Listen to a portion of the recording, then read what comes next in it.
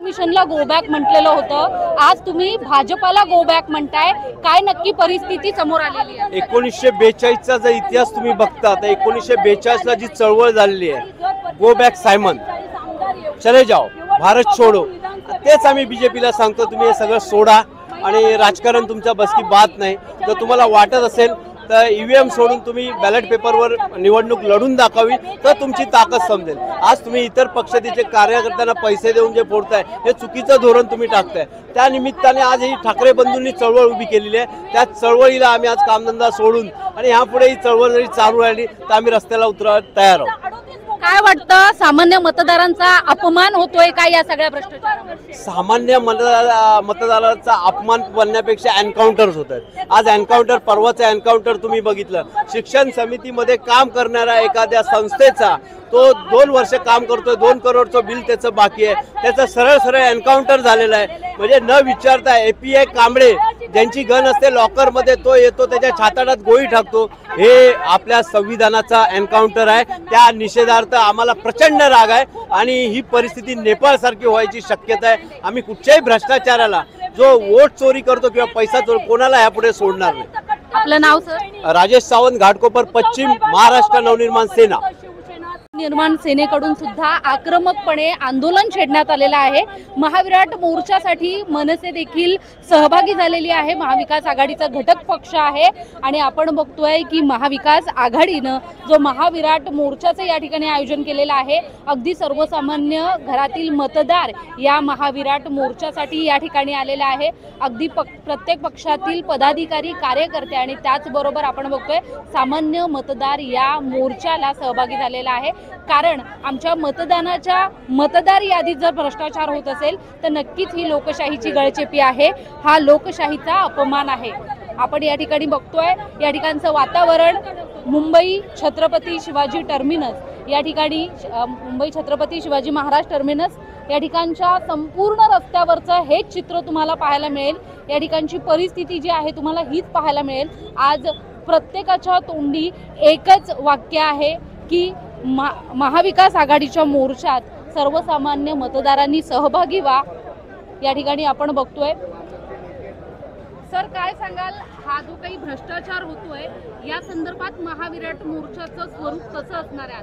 आज आम्ही शिवडी विधानसभेतून आलेलो आहोत मुंबईमधून आणि आम्ही या ठिकाणी बघतोय की संपूर्ण जी ह्या देशातले संपूर्ण नागरिक रस्त्यावरती उतरलेले आहेत।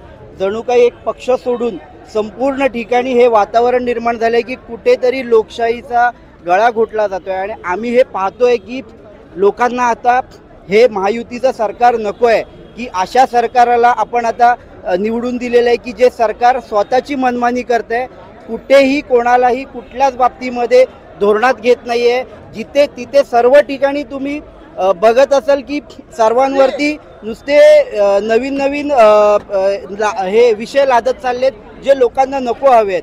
आजच्या तारखेला मी असं बघतोय की हे ईव्हीएमचा जो मुद्दा आहे, जो राजसाहेबांनी 2014 मध्ये, 2019 मध्ये आणि 2024 मध्ये सातत्याने घेतला, साहेबांना त्यावेळेला कोणी मदत नाही केली, पण आज सर्व पक्ष रस्त्यावरती उतरलेत आणि आम्ही बघतोय की आज नक्कीच हा जो होणारा मोर्चा आहे तो 100% आम्हाला कुठे ना कुठेतरी न्याय मिळवून देईल आणि सरकारला जरब बसेल। सरकार हा ईव्हीएमचा मुद्दा मागे घेऊन ही मतदार यादी पूर्णपणे स्वच्छ करूनच आम्हाला या निवडणुकीला सामोरं जाण्यासाठी पाठिंबा देईल, आम्ही अशी आशा व्यक्त करतो। आणि आम्ही या सर्व मोर्चासाठी आलेल्या आमच्या सर्व पक्षातील सर्व कार्यकर्त्यांचे आम्ही मनपूर्वक आभारी आहे। पण सर्वांनी आम्हाला देखील या ठिकाणी, हे सर्व जे मीडिया आहे यांनी देखील आम्हाला पूर्णपणे प्रतिसाद केलेला आहे आणि आम्ही त्यांचे देखील आभारी आहोत। मी तुम्हाला या महाराष्ट्र नवनिर्माण सेना शिवडी विधानसभेच्या वतीने सर्व या मोर्चासाठी आलेल्यांचे मी सर्वांचे मी आभारी आहोत। या ठिकाणी मनसे देखील,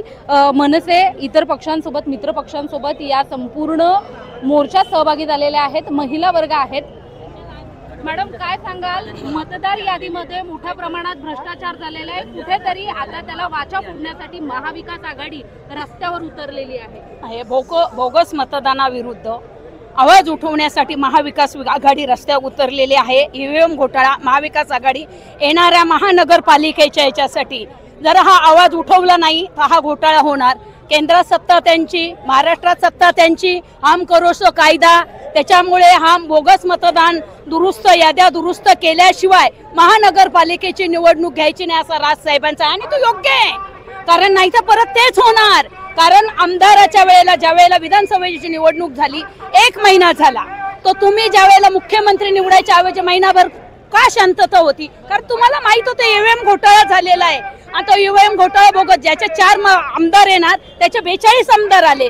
याच्या मागे सत्य काहीतरी दडलेलंच आहे. म्हणून या बोगस मतदानाच्या विरुद्ध आवाज उठवण्यासाठी ही महाविकास आघाडीची जनता आज रस्त्यावर उतरली आहे आणि हे दोघे भाऊ एकत्र आलेले आहेत. याचा मराठी माणसाला खूप आनंद आहे आणि येण्याची गरज आहे. हा ठाकरे ब्रँड आहे. शेवटी ठाकरे ब्रँड आहे, रस्त्यावर उतरला आहे. काय तुमच्या प्रतिक्रिया आहेत? आम्ही पुढे आलो थोडंसं. या ठिकाणी मॅडम, या ठिकाणी आपण बघतोय तुम्ही म्हणताय ठाकरे ब्रँड आहे. या ठिकाणी उद्धव बाळासाहेब ठाकरे गटाला अजूनही पक्षाचं नाव आणि चिन्ह मिळत नाहीये. कुठेतरी जाणून बुजून हा प्रकार केला जातोय. उद्धव साहेबांना चिन्ह आणि पक्ष का भेटत नाही? का सभापतीला याला विधानसभेमध्ये सांगितलं तुम्ही द्या? त्यांच्या हातात आहे का ते निवडणूक द्यायचं? नाही, सत्ता यांची. द्या गद्दाराला निवडणुकीचे चिन्ह आणि ते का नाही मिळणार? कोर्टाचा निर्णय का लागत नाही? तारीख पे तारीख. ज्या वेळेला 19 जून 1966 साली प्रबोधन ठाकरेंनी शिवाजी पार्कवर नारळ फोडून आज शिवसेना हे नाव दिलं आणि हे केलेलं आहे, रजिस्टर नाव आहे. हे रजिस्टर त्यांचे पुत्र कोण आहेत? उद्धव बाळासाहेब ठाकरे, आणि त्यांना शिवसेनेचा अध्यक्ष केलेला आहे. मग चिन्ह ते कुणाचं असन? हा लहान मुलगा सांगितलं ना, डोनाल्ड ट्रम्प पण सांगून होय दिस शिवसेना कुणाचे? उद्धव बाळासाहेब ठाकरे. हे कोणी पण सांगेल. हे चोरलेलं आहे. किती दिवस? कोर्टाचा निकाल लागू द्या. आता ज्यावेळेस कपिल सिब्बलनी सांगितलं अर्धा तास मला द्या, पण शिंदेच्या वकिलांनी सांगितलं नाही आम्हाला तारीख पुढची द्या. सत्य आहे ना, सत्य बाहेर येणार.